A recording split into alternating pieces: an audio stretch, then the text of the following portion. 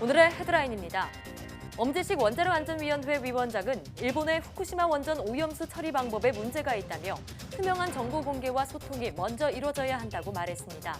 또 IAEA 총회에서 후쿠시마 오염수 문제에 대한 국제사회의 공감을 이끈 것은 큰 성과라며 문제 해결을 위해 국제사회와 함께 노력할 것이라고 밝혔습니다. 우수한 외국인 유학생을 육성한 뒤 졸업하면 해외에 진출한 기업에 직접 채용하는 링크유 사업이 본격 추진됩니다. 중소 중견기업의 R&D 인력난을 줄이고 외국인 학생들을 적극적으로 발굴해 국가 산업 발전에도 이바지할 수 있을 것으로 전망됩니다. 국가기후환경회의는 지난 7일과 8일 제2차 국민 대토론회를 열고 미세먼지 배출량을 20% 줄일 미세먼지 계절관리제를 채택했습니다. 고농도 미세먼지가 주로 발생하는 12월부터 3월까지 약 넉 달 동안 평소보다 강한 감축 정책을 펴서 미세먼지를 집중 관리하겠다는 건데요. 오늘 날씨학 개론에서 어떤 내용이 있는지 자세히 알아봅니다. 입안에 생기는 구강암은 흡연이나 음주가 가장 큰 원인으로 알려져 있습니다. 하지만 다른 암들과는 달리 대부분 맨눈으로 판별되기 때문에 정기적으로 병원을 찾는다면 쉽게 조기 진단을 할 수 있는데요. 오늘 내 몸 보고서에서는 구강암에 대해 알아봅니다.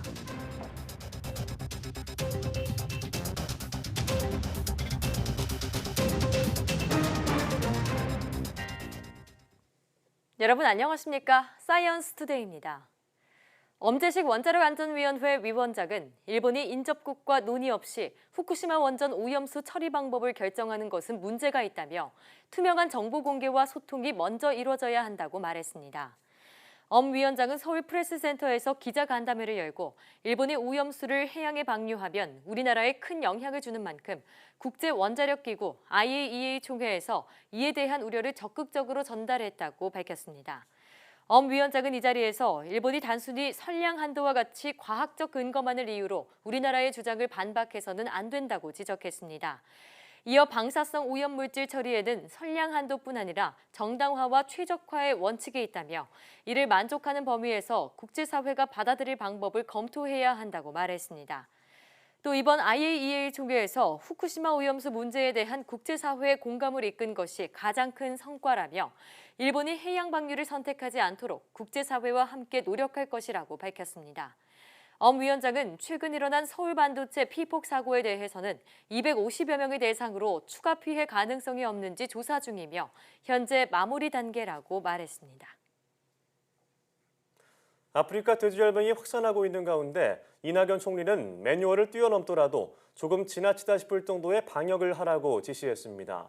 이 총리는 국무회의에서 지금까지 아프리카 돼지열병이 집중적으로 발생한 곳이 임진강 병인인 점을 감안해서 충분히 소독을 하고 다른 지역에서도 질병이 발생할 가능성은 없는지 농식품부를 중심으로 충분하고도 남을 만큼의 대비를 하라고 지시했습니다.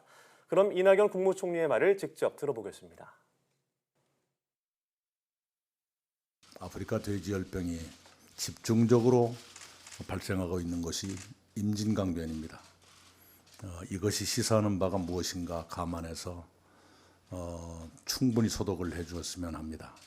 부실한 방역보다는 과잉 방역이 더 낫다 이렇게 생각을 합니다. 그 점에서는 양돈 농가들께서도 고통을 함께 감내해 주실 각오를 해주셨으면 하고 다른 곳에서는 그럴 가능성이 없는 것인가 그런 점에서 농식품부가 중심이 돼서 충분하고도 남을 만큼의 대비를 해주셨으면 합니다. 이런 가운데 정부가 다음 달 아프리카 돼지열병 백신 개발을 위한 사전 연구에 들어가기로 했습니다. 농촌진흥청은 국제축산연구소 베트남 사무소와 손잡고 아프리카 돼지열병의 감염 경로를 밝혀내는 조사를 다음 달부터 2021년까지 진행한다고 밝혔습니다. 이번 연구는 아프리카 돼지열병의 국내 유입 이전부터 추진된 것으로 우리 정부는 아프리카 돼지열병 바이러스의 위험성을 고려해 베트남 현지에서 연구를 진행하기로 한 것으로 전해졌습니다. 농진청은 현지 연구소와 함께 아프리카 돼지열병 바이러스의 돼지 체내 유입 경로와 감염에 영향을 주는 핵심 유전자 등을 밝히는 데 집중할 계획입니다. 이번에 아프리카 돼지열병이 발생한 경기도 파주와 연천, 김포 등 돼지 농가 4곳 사이에 차량 이동이 있었던 것으로 확인됐다고 앞서 전해드렸는데요. 농림축산식품부는 지난 17일 질병이 처음 확인된 경기도 파주시 연다산동 농가에서 연천과 김포 그리고 파주시 적성면 돼지 농가로 차량이 이동했던 사실, 즉 역학관계를 확인했다고 밝혔습니다. 하지만 어떤 차량이 언제 이동했는지는 아직 파악하고 있다고 덧붙였습니다.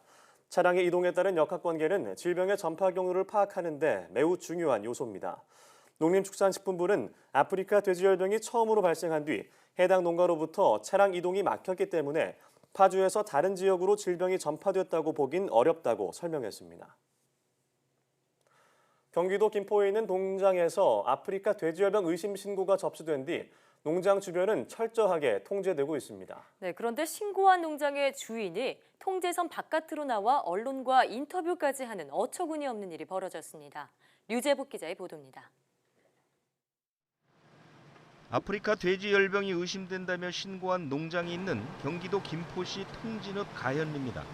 농장 밖 방역 통제 초소를 중심으로 출입 금지를 알리는 안내문과 표지판이 설치됐습니다. 외부인이 들어갈 수 없을 뿐 아니라 통제선 안쪽 인력이나 차량 등도 나올 수 없습니다. 그런데 통제구역 바깥을 취재하던 기자가 한 농민을 만났습니다. 이 농민은 자신이 의심 신고를 한 농장의 주인이라고 말했습니다.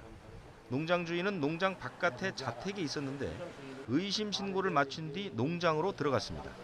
돼지의 혈청 추출 광경 등을 지켜본 농장 주인은 다시 농장 밖으로 나왔고 마을에 머물다 취재진을 만났습니다. 오늘 아침에 나가보니까 4마리가 유사를 하고 5마리가 살을 안 먹고 누워있더라고요. 농장 주인은 장관까지 다녀가 설마 했는데 의심 신고를 하게 됐다며 별일 없기를 바랐습니다. 아무리 소독을 열심히 했어도 원체 도로 섭인지 그런 의심스러운 문제가 생겼으니까 몇 시간 후에 결과를 봐야겠죠. 의심 신고가 접수되면 초동 방역팀이 투입돼 인력과 가축, 차량의 이동을 통제하게 돼 있습니다. 그런데 농장 주인이 통제 구역을 넘나들고 심지어 외부인과 만나는 어처구니 없는 일이 벌어진 것입니다. 농림축산부는 뒤늦게 농장 주인이 어떤 경로로 농장을 드나들었는지 파악하고 있습니다. 취재진은 농장 주인과의 인터뷰 사실을 당국에 알린 뒤 소독 등 긴급 방역을 받았습니다. YTN 유재복입니다.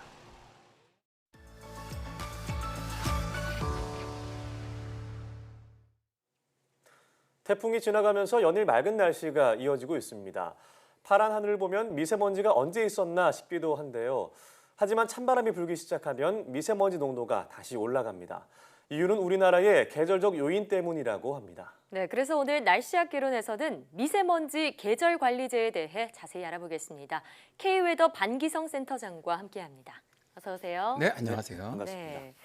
자, 현재 국가기후환경회의가 올 겨울부터 내년 봄까지의 미세먼지 단기 대책을 세우고 있는데요. 센터장님도 여기에 또 전문위원으로 참여하고 계시잖아요. 현재 어느 단계까지 대책이 논의되고 있는지 궁금한데요. 그동안에 이제 국가기후환경회의는 다양한 전문가 회의를 열어서 대책을 수기를 했고요. 또 여기에 이제 국민정책 참여단이 참여하는 국민대 토론회를 열었습니다. 네. 저감 전문위원회가 만든 시안을 가지고 권역별 토론을 갖다 거쳤고요. 지난 9월 7일과 8일 이틀 동안 천안에서 제2차 국민대 토론을 벌이면서 정부에 제안할 정책을 거의 마무리했습니다. 예. 특히 이번 토론회에서 미세먼지 배출량을 20% 줄일 미세먼지 계절 관리제를 제안을 했고요. 대통령에게도 건의할 방침이라고 합니다. 네. 그 센터장님은 날씨 예보가 주 업무시잖아요. 네. 미세먼지 예보도 같이 하고 계시고 이 날씨와 미세먼지 어떤 연관성이 있다고 볼 수 있을까요? 저는 미세먼지는 날씨와 기후 변화입니다. 제가 이제 미세먼지 좀 특강을 할 때마다 좀 주장하는 말인데요. 예. 자, 이제 중국의 미세먼지 농도가 암만 높아도요. 우리나라로 날아올 수 있는 기압 배치가 만들어지지 않으면 중국 영향은 없어요. 또 우리나라에서 거의 매일 비슷한 양의 미세먼지가 배출이 되는데 어느 날은 아주 매우 나쁜 날이 있는가 하면 어떤 날은 굉장히 좋거든요. 네. 바로 날씨 조건에 따라서 미세먼지 농도가 달라지는 것이죠. 자, 이제 우리나라 여름철은 비가 자주 내리죠. 또 대기가 불안정해요. 이럴 경우 미세먼지가 대기 중으로 확산을 하죠. 예. 그러다 보니까 농도가 낮아질 수밖에 없는데 그러나 이제 겨울부터 봄 사이에는 대기가 안정되면서 비도 거의 내리지 않고요. 특히 이동성 고기압이 자리를 잡으면 네. 중국으로부터 날아오는 미세먼지에다가 이제 우리나라에서 만들어지는 미세먼지가 합쳐집니다. 여기다 이제 대기도 안정이 되고 바람도 약해서 확산도 안 되고 그러다 보니까 정체되고 축적이 되는데요. 이제 그렇다 보니까 고농도의 미세먼지가 발생하게 되는 것이죠. 이렇게 이제 계절적으로 발생하는 특징이 좀 심하다 보니까 이번 대책에서도 이 중에서 좀 가장 눈에 띄는 정책이 미세먼지 계절 관리제라고 할 수가 있죠. 예, 이 미세먼지 계절 관리제 제대로 시행하면 미세먼지 농도를 확실히 낮출 수 있을 것으로 기대가 되고 있는데요. 정확히 어떤 것을 말하는지 궁금합니다. 일단 그 미세먼지 계절 관리제는 고농도 미세먼지가 주로 발생하는 12월부터죠. 3월까지 약 4달간 평소보다 강한 감축 정책을 펴겠다는 겁니다. 네. 이 시기는 이제 중국으로부터 미세먼지가 많이 날아오고 우리나라 날씨도 고농도 미세먼지가 발생하기 아주 좋은 조건이 되는 계절이죠. 네.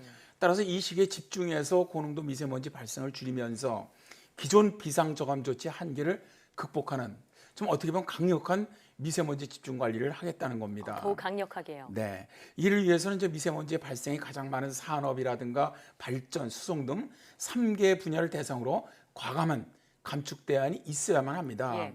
실제로 이제 미세먼지가 좀 감축돼야 하고요. 또 국민이 체감을 하는 그런 나쁨 일수가 좀 줄어들고 일일 최고 오염도도 좀 눈에 띄게 개선돼야 한다는 것이죠.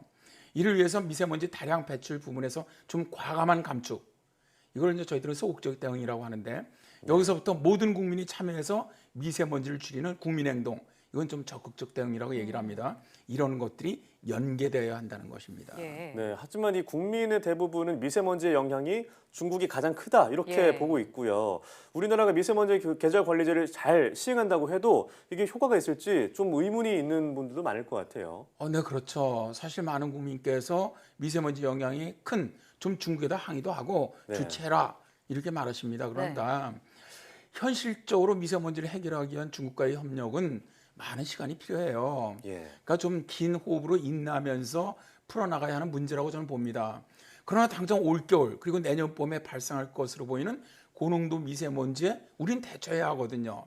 이렇게 하려면 일단 우리나라에서 만들어지는 미세먼지부터 먼저 줄이는 것이 사실 뭐 최선의 방법이라고 할 수밖에 없다고 봅니다. 그렇군요. 예. 자, 그러면은 이 미세먼지가 주로 발생하는 올 겨울부터 또 내년 봄까지죠. 이 고농도 미세먼지를 그러니까 국내 요인입니다. 이 국내 요인을 낮출 그런 대책으로 어떤 방안들이 제시가 되고 있나요?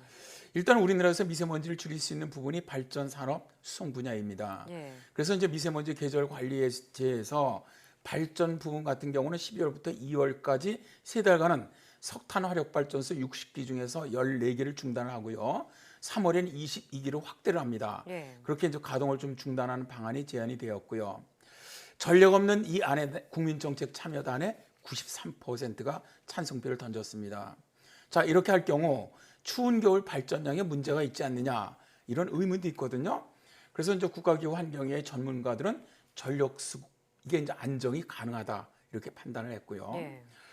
발전 부분 저감을 통해서 전체 미세먼지 발생량의 한 12%를 차지하는 석탄 발전 부문 배출량의 36.5%가 감축될 것으로 예상을 했습니다. 예. 다만 이제 석탄 발전소 가동 중단에 따라서 전기요금 인상이 불가피하다는 점이 있습니다. 불가피하군요. 그런데 이제 최대 2,000원까지 올리는데 수용할 수 있다는 의견이 네. 4명 중 3명꼴로 상당히 긍정적이었다는 것이죠. 네. 이 통계는 어떤 분들을 대상으로 한 통계인가요? 지금 현재는 이제 국민정책 참여단이 예. 보통 일반적으로 서민들, 그러니까 관계 없는 분들을 해갖고 예. 좀 하고 있거든요. 그러니까 네. 실제적인 국민들이라고 볼 수가 있습니다. 아, 네, 국민정책 그렇군요. 참여단이요. 네, 뭐 전기요금이 올라가더라도 뿌연 하늘은 보기 싫다 이런 열망이 더 반영된 게 아닌가라는 생각이 듭니다.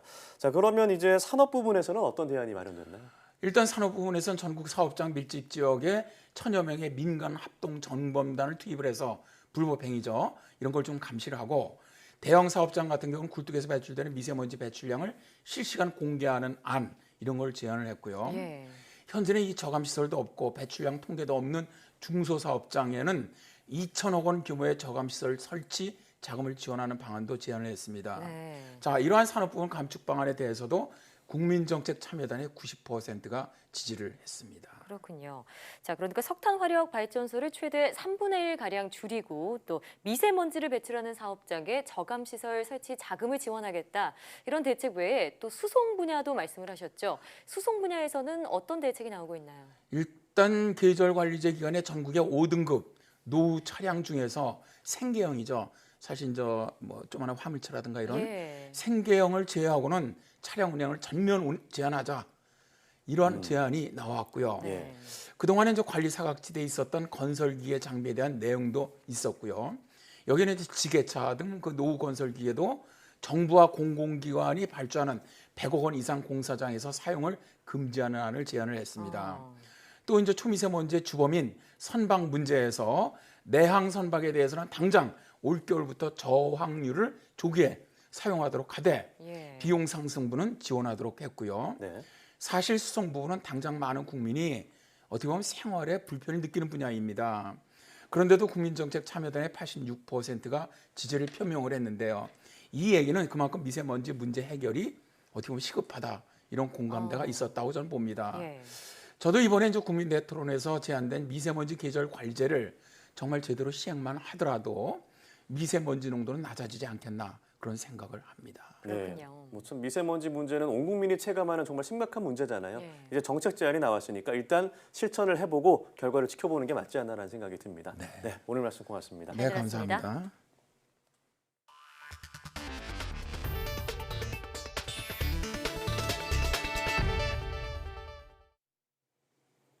국내에서 공부하는 외국인 유학생들이 갈수록 늘고 있는데요. 우수한 외국인 유학생을 육성한 뒤 졸업하면 해외에 진출한 기업에 직접 채용하는 이른바 링크유 사업이 본격적으로 추진됩니다. 이정우 기자입니다. UST 과학기술연합대학원 대학교를 국내 기업인들이 찾았습니다. 해외에 진출하거나 진출을 앞둔 기업으로 필요한 R&D 인력을 UST 외국인 학생 가운데 찾기 위해서입니다. 우수한 R&D 인력을 데리고 와서 교육시켜서 그냥 내보내지 말고 이왕이면 한국 기업에 와서 도움도 되고 그 사람들도 성장하고 우리 기업도 성장하는 데 많이 도움이 됐으면 좋겠다 싶어서 중소 중견기업의 R&D 인력난을 줄이고 해외 진출에 도움이 되도록 외국인 학생과 기업을 연결하는 지원 사업입니다. 회사들한테도 이런 거 다양하게 유수한 학생들 뽑을 수 있는 방법 찾을 수 있어서 회사들한테도 윈윈 시츄에이션 있습니다. 지금까지 링크유 사업에 참여한 기업은 5개. UST는 오는 11월까지 사업 참여를 원하는 기업을 모집하고 학생을 선발할 계획입니다. 최종 선발된 외국인 학생들은 학위 과정 동안 기업의 단기 인턴십과 UST가 제공하는 한국어 수업 등 맞춤형 교육을 받게 됩니다. UST 외국인 학생들의 국적은 베트남, 인도, 파키스탄 등 모두 40여 개국으로 전체 학생 가운데 30% 넘게 차지하고 있습니다. 국내 기업에서 좀 더 경험을 쌓을 수 있고 그 경험을 갖고 자기 나라로 돌아가서 궁극적으로는 우리나라 기업도 그 나라에 진출할 수 있는 기반을 마련하는 초석이 되지 않나 하는 생각에서 외국인 유학생과 국내 기업을 연결하는 링크유 사업이 인재 육성과 국가 산업 발전에 어떤 역할을 할지 관심이 쏠리고 있습니다. YTN 이정우입니다. 금융기관과 포털 등을 사칭해 개인정보를 유출하는 악성 애플리케이션이 올해 8월까지 7,300여 건 발견돼 작년 전체보다 1.8배 급증한 것으로 나타났습니다. 국회 과기정의 바른미래당 간사인 신용현 의원이 한국인터넷진흥원 키사에서 받은 자료를 보면 올해 악성의 분석 건수는 7,330건으로 지난해 한 해 전체인 4천여 건의 1.8배에 달했습니다. 올해 악성의 분석 건수가 월 평균 916건에 달한 점을 고려하면 연말에는 10,000건을 웃돌 것으로 예상합니다. 악성앱은 대출이나 신용등급 확인을 위해 스마트폰에 설치하는 금융기관이나 포털의 앱과 유관상으로 구별이 어려울 정도로 유사하며 이용자들의 관심을 유도하기 위해 택배나 지인, 공공기관을 사칭한 다양한 문자 메시지와 함께 유포됩니다. 신 의원은 과기정통부와 기사 등 정부 당국의 철저한 악성앱 모니터링과 빠른 대처가 절실하다며 당국은 민감한 개인정보 보호를 위해 악성앱 단속을 강화하고 과도한 기기 권한 요구를 막을 방법을 하루빨리 마련해야 한다고 지적했습니다. 한반도 자생식물인 제주 상사화 추출물 성분에서 항염 효능이 입증됐습니다. 한국과학기술연구원은 제주 상사화 알뿌리에서 특정 성분을 분리해 세포에 적용한 결과 세포 내에서 염증을 일으키는 물질이 감소한 것을 확인했습니다. 또 이를 치매를 앓는 쥐에 주입했더니 뇌 조직 내에서 염증 유발 요인이 줄었습니다. 연구팀은 이번 연구를 통해 퇴행성 뇌질환과 관련한 의약품 개발 가능성을 확인했다며 이와 더불어 국산 고부가 가치 천연물 소재 개발에도 도움이 될 것이라고 덧붙였습니다. 국내 연구진이 소나무 재선충병에 특이적으로 반응하는 유전자를 최초로 발견하는 데 성공했습니다. 연구팀은 소나무 재선충병에 감염되면 총 7만여 개 소나무 유전자 가운데 595개의 유전자에서 변화가 생기는 것을 확인했으며 이 가운데 핵심이 되는 3개의 유전자를 최종 선정했습니다. 또 이번 연구 결과를 발생 위험이 큰 곳이나 주요 산림보전 지역을 대상으로 소나무 재선충병이 의심되는 나무를 조기 검사하고 제거하는 데에도 활용할 수 있을 것으로 보고 있습니다. 연구팀은 현재 현장에서 1시간 내 소나무 재선충병 감염 여부를 판별할 수 있는 진단키트 시제품을 개발해 실험 중이며 2020년 상용화를 목표로 하고 있습니다. 국내 연구진의 드론을 이용해 북극에 서식하는 조류의 분포와 개체수를 파악하는 데 성공했습니다. 극지연구소 이원영 박사팀은 북그린란드 시리우스 파셋 지역에서 분홍발 기러기 21마리와 흰죽지 꼬마 물대새 1마리를 드론 촬영을 통해 발견했다고 밝혔습니다. 연구팀은 드론에 열화상 카메라 등을 부착해 주변 온도와 조류 체온 차이를 포착함으로써 조류를 구별해낼 수 있었다고 설명했습니다. 조류 연구에서 분포 밀도와 개체수는 기본이 되는 자료지만 날씨와 지형 등의 요인으로 접근이 힘든 지역에서는 자료 확보에 어려움이 있었습니다. 최근 5년이 인류 역사상 가장 더웠던 것으로 나타났습니다. 지구온난화가 더욱 악화하고 있는 건데 특히 우리나라는 온난화 속도가 세계 평균보다 빨라서 조치가 필요하다는 지적입니다. 최소라 기자의 보도입니다. 그린란드 개썰매가 눈 대신 물 위를 달리고 빙하는 20년 전보다 6배나 빠르게 녹고 있습니다. 실제로 2015년부터 올해까지 최근 5년은 인류 역사상 가장 더웠습니다. 지구 평균 기온은 직전 5년보다 0.2도, 산업화 이전과 비교하면 1.1도 높았습니다. 2015년 합의한 파리 기후 협약을 지키기 어려울지 모른다는 우려가 나오는 이유입니다. I mean, the pledges made in Paris are in an order where we need to at least triple them if we're going to be below 2 degrees, and we need to at least fivefold or even more if we are aiming for the 1.5 degrees. 지구온난화의 주범 온실가스량도 역대 최대치입니다. 산업화 이전보다 이산화탄소 농도는 1.46배, 메탄은 2.57배, 아산화질소는 1.22배 늘었습니다. 지구 해수면도 최근 5년간 매년 5mm씩 상승했는데 1993년 이후 연평균 상승폭인 3.2mm와 비교하면 급격히 높아진 겁니다. The global emissions of carbon dioxide for 2018 appear to have gone up about 2.1%. So it's the largest increase we've seen in more than 5 years. And 2019 is on track to rise further as the global economy grows. 우리나라의 온난화 현상은 더 심각합니다. 최근 5년간 평균 기온이 0.3도 상승해 세계 기온 상승폭보다 컸고 이산화탄소 농도 증가량도 2.4ppm으로 세계 평균보다 0.1ppm 높았습니다. 대표적인 이상 기후는 폭염이 될 텐데요.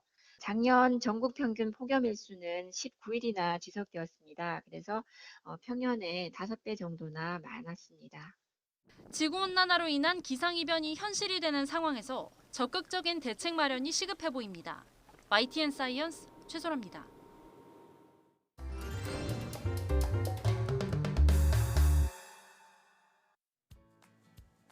전 세계 과학 관련 소식을 전해드리는 지구촌 사이언스 시간입니다. 지난주 지구촌에서는 어떤 소식들이 있었을까요? 화면으로 만나보시죠. 한 손에 쏙 들어오는 크기의 보송보송한 털을 가진 새끼 칠레홍학 진입니다. 진은 열흘 전 스코틀랜드의 조류 보호구역에서 태어났습니다. 먹이로는 덩어리와 달걀 노른자 등이 들어간 이유식을 먹는데요. 사람에게는 고약한 냄새를 풍기는 음식이지만 새끼 홍학은 이것을 아주 좋아한다고 하네요. 진이 다 자라면 고운 분홍색 털이 인상적인 어른 홍학이 될 텐데요. 전 세계 야생 칠레 홍학 개체 수는 30만 마리 정도입니다. 80년대에 50만 마리였던 것을 생각하면 매우 빠르게 감소했다고 볼 수 있는데요. 진이 건강하게 자라서 홍학 개체 보존에 큰 보탬이 됐으면 좋겠네요. 지난 7월 태국의 치앙마이 동물원입니다. 지금 보시는 자이언트 판다 한 쌍은 추앙추앙과 린후인데요. 2003년 중국이 태국에 빌려주는 형식으로 보낸 부부 판다입니다. 그런데 지난 16일 수컷 추앙추앙이 19살의 나이로 사망한 채 발견됐습니다. 동물원에서 사는 판다의 수명은 20년이 넘는다고 알려졌는데요. 아직 추앙추앙이 사망한 원인은 밝혀지지 않았습니다. 태국에서는 애도가 이어졌고 동물원 사육사는 눈물을 보이기도 했는데요. 중국 누리꾼들은 태국 동물원이 판다에게 나뭇가지만 먹이는 등 관리를 소홀히 했다고 비난했습니다. 또 추앙추앙이 질식사했다는 내용의 해시태그를 사용하며 분노를 표출하기도 했는데요. 결국 태국과 중국 전문가들이 함께 부검을 진행하기로 했습니다. 추앙추앙을 다시는 볼 수 없겠지만 죽음의 원인이 깨끗이 밝혀지길 바랍니다.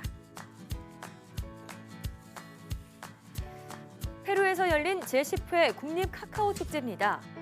초콜릿 분수는 물론 파인애플, 블루베리, 심지어 곤충을 넣어 만든 초콜릿도 등장했습니다.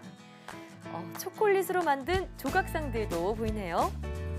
페루 당국은 주민들이 마약 코카인의 원료인 코카 대신 카카오를 재배하도록 격려하기 위해 이 축제를 열었습니다. 페루는 카카오 열매의 최대 원산지인 동시에 콜롬비아에 이어서 세계에서 두 번째로 코카를 많이 생산하는 지역이기도 한데요. 페루 당국은 카카오 농사가 코카 농사를 대체할 수 있다고 보고 있습니다. 지금까지 지구촌 사이언스였습니다.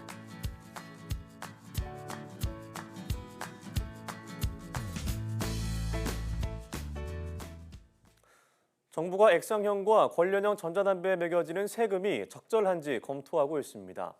이 결과에 따라 세금이 올라 가격 인상으로 이어질 수 있는데요. 정부는 다만 과세 형평성을 기준으로 살펴볼 뿐 세율 인상을 전제로 하지는 않는다고 선을 그었습니다. 김평정 기자입니다. 요즘 담배는 종류가 많습니다. 특히 최근엔 USB 저장 장치처럼 생긴 작은 기기에 니코틴이 든 용기를 끼워 사용하는 새로운 형태의 담배가 인기입니다. 그런데 이런 신종 담배는 기존 담배보다 세금이 너무 적게 붙는다는 비판이 계속해서 나왔습니다. 낱개로 살 수 있는 최종 판매 형태에 붙는 세금이 일반 담배보다 관련형 전자담배는 90% 수준, 폐쇄형 액상 전자담배는 절반에도 못 미치기 때문입니다. 이 때문에 정부는 올해 연말까지 외부 용역을 통해 다른 종류 담배 사이에 과세 형평성에 문제가 있는지 결론을 내기로 했습니다. 과세 형평성이 문제될 경우 관계부처 간 협의를 통해 세율 조정 여부를 검토할 예정입니다. 하지만 흡연 양을 기준으로 환산할 때 액상 니코틴 1ml는 일반 담배 12.5개비 가량이 됩니다. 이걸 바탕으로 한 개비에 붙는 세금을 계산하면 액상형 전자담배의 세금이 일반 담배와 거의 비슷한 수준으로 나옵니다. 어떤 기준을 적용하느냐에 따라 결론이 다르다 보니 정부도 이번 논의가 세율 인상을 전제로 한 것은 아니라고 선을 긋고 있습니다. 또 전자담배가 아닌 일반 담배에 대해서는 세율 조정 계획이 없다고 못 박았습니다. YTN 김평정입니다.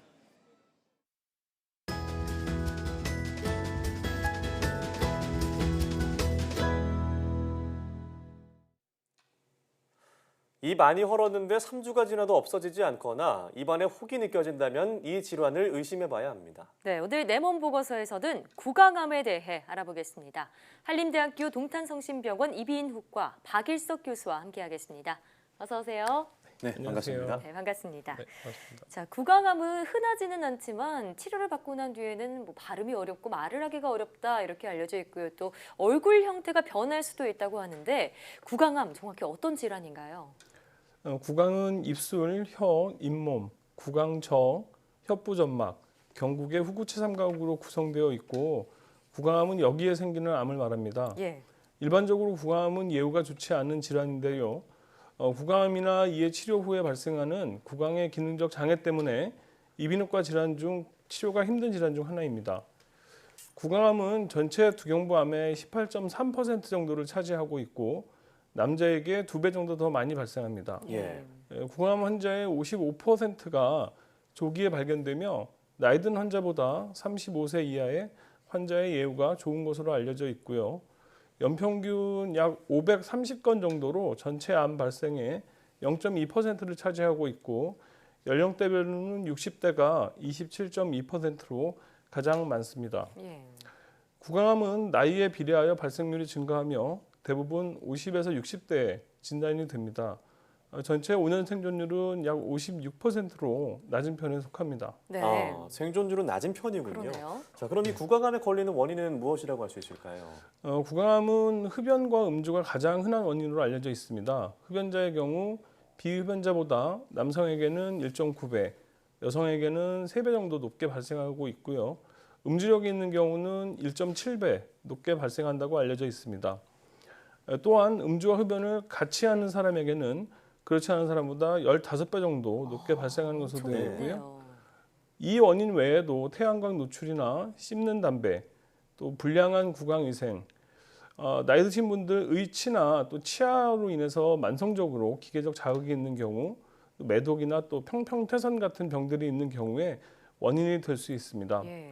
최근 들어서는 일부의 구강암에서 인간 유두종 바이러스라는 바이러스 감염으로 인해서 구강암이 발생한다는 보고도 되어 있습니다. 네, 그러니까 술이나 담배가 이 구강암을 유발하는 확실한 인자라고 볼 수가 있겠네요. 네, 확실한 인자로 되어 있습니다. 예. 자, 그럼 이 구강암의 대표적인 증상은 무엇인가요? 구강암은 다른 부위의 암과는 달리 대부분 맨눈으로 판별이 가능한데요. 따라서 구강암 검진을 위해 정기적으로 병원에 내원하면 조기 진단이 비교적 쉬운 질환입니다. 네. 하지만 초기의 구강암에서는 맨눈으로 봤을 때 양성종양과 암을 구별할 수가 없어서 전문가의 진찰과 함께 정확한 검사를 받는 것이 무엇보다 중요합니다. 구강암의 주요 증상은 연하통, 또 귀가 아픈 이통, 출혈, 입냄새, 체중 감소 등이 있으며 국소 진행된 경우에는 입을 벌리기 힘든 개구장애를 보이고 있습니다. 그러나 초기 암의 경우는 통증이 없는 경우가 더 많기 때문에 통증이 있고 없고가 구강암의 증상과는 반드시 연관성이 있는 것은 아닙니다. 네, 뭐 피곤하고 나면 혓바늘이 나는 사람들이 있잖아요. 이것도 이제 구강암으로 연결될 가능성도 있는 건가요? 피로나 스트레스로 인해서 면역력이 낮아지면 한 개 또는 여러 개의 궤양이 나타나는 아프타성 궤양은 흔히 볼 수 있습니다. 구강청결제나 스테로이드 제제로 치료할 수 있는 양성 질환이고요. 하지만 백색 또는 회백색의 각화성의 병변으로 보이는 백반증이나 붉은 빛을 띠는 벨벳 반상으로 나타나는 홍반증 등은 암의 전 단계로 암으로 발전할 수 있으므로 지속하는 경우는 전문의의 진료가 반드시 필요합니다. 네. 자, 그리고 또 구강암 환자 같은 경우에는 식도와 같은 상부 호흡기관이나 심지어 소화기관에도 암이 발생할 수 있다고 하는데 사실인가요? 구강암 환자들의 5에서 10%에서는 후두나 기관 등의 상기도와 식도 같은 소화기에도 동시에 암이 발생할 수 있습니다. 그러므로 구강 검사 이외에도 후두 내시경 검사나 위 식도 내시경 검사, 또 대장 내시경 검사를 함께 시행하는 것을 권유하고 있습니다. 예. 자, 구강암 환자가 이제 전체 5년 생존율이 56%로 굉장히 낮은 것으로 알려져 있는데요. 자, 치료 방법이나 많은 기술 발전이 있었음에도 불구하고 이 구강이나 구인두암 생존율이 나아지지 못하는 이유는 무엇일까요? 구강암은 다른 암처럼 진행된 병기에서는 예후가 좋지 않습니다. 예후는 주로 암의 두께와 밀접한 관련이 있고 종양의 두께 또는 침범 깊이가 중요한 예후 인자인데 특히 경부 림프절 전이와 연관성이 있는 것으로 알려져 있습니다. 또 다른 예후 인자로는 신경주의 침범이나 혈관 침범이 있는 경우 국소 재발이나 원격 전이를 잘 하는 것으로 보고되고 있습니다. 자, 전이의 위험성이 큰 만큼 조기에 발견하는 게 무엇보다 중요할 것 같고요. 자, 이어서 구강암의 치료법은 어떻게 되나요? 구강암 환자는 대부분 내과 질환을 동반하고 있습니다. 지나친 음주, 흡연으로 인해서 간이나 폐 쪽에 병을 가지고 계신 분이 많고요. 또한 통증 때문에 식이 섭취를 충분히 할 수가 없어서 영양 결핍이나 체중 감소로 발전할 수가 있겠습니다. 대부분 구강암은 수술, 방사선 혹은 이 둘을 합해서 하는 치료를 일반적으로 시행하고 있습니다. 구강의 조기암은 수술과 방사선 치료의 치료 성적이 비슷하기 때문에 둘 중에 하나를 선택하면 되겠고 진행된 암에서는 수술과 방사선 치료를 병행해서 치료하는 경우가 대부분입니다. 수술 전에 방사선 치료를 시행하는 경우에는 종양의 경계가 불확실해지고 외과적 절제에 어려움이 있고요. 수술 후 합병증이 증가하는 경향이 있어서 수술 후에 추가적으로 방사선 치료를 하는 것을 더 선호하고 있습니다. 치료 시작 전에 수술을 담당한 두경부외과, 방사선 치료를 담당하는 방사선 종양학과, 항암 치료를 담당하는 종양내과, 재건을 담당하는 성형외과나 이비인후과 의사가 다학제 진료를 통해서 환자의 상태를 정확히 파악하고 치료 계획을 함께 수립하는 것이 무엇보다 중요합니다. 구강암의 부위나 크기, 깊이를 고려하고 제거되는 부위의 재건 방법을 상의하고 방사선 치료나 항암 치료의 필요성과 부작용을 상의해야 합니다. 네. 특히 수술 후에 기능의 이상을 초래하기 때문에 이를 고려해서 최종적으로 치료 방법을 결정하게 됩니다. 네, 전문의와 깊이 있게 상담하는 게 중요할 것 같습니다. 자, 그럼 구강암을 예방하는 방법은 어떤 게 있을까요? 앞서 말씀드린 것처럼 흡연력이나 음주력이 있는 경우 구강암 발생률이 높아지기 때문에 무엇보다 금연과 금주가 가장 중요합니다. 또한 잘 맞지 않는 의치나 보천물 등으로 인해서 만성적인 기회적 자극이나 나쁜 구강 위생, 또 열에 의한 손상이나 화학적 자극으로 인해서 구강암이 발생할 수 있으므로 이들을 피해야 합니다. 네. 마지막으로 무엇보다 중요한 것은 구강을 청결하게 관리하는 습관이 구강암을 예방하는 데 도움이 되겠습니다. 네, 말씀하신 금연과 금주를 비롯해서 정기적인 치과 검진을 통해서 구강암을 예방하는 게 좋겠습니다. 오늘 말씀 잘 들었습니다. 네, 고맙습니다. 감사합니다.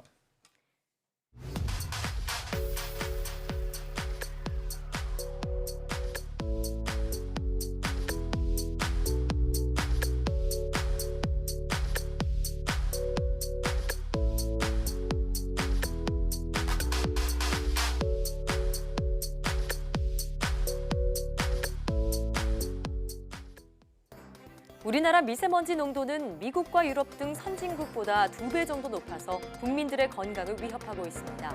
고농도 미세먼지는 국내에서 배출된 미세먼지와 편서풍을 타고 유입되는 외국발 미세먼지가 축적되면서 주로 발생합니다. 이에 정부는 당장 실행할 수 있는 국내 배출 감축에 집중하고 있는 건데요. 네, 미세먼지가 사회적인 재난으로 지정된 만큼 좀 더 과감한 감축 대안과 함께 국민들의 적극적인 대응이 필요하겠습니다. 네, 사이언스 투데이 오늘 저희가 준비한 소식은 여기까지입니다. 함께해 주신 여러분 고맙습니다.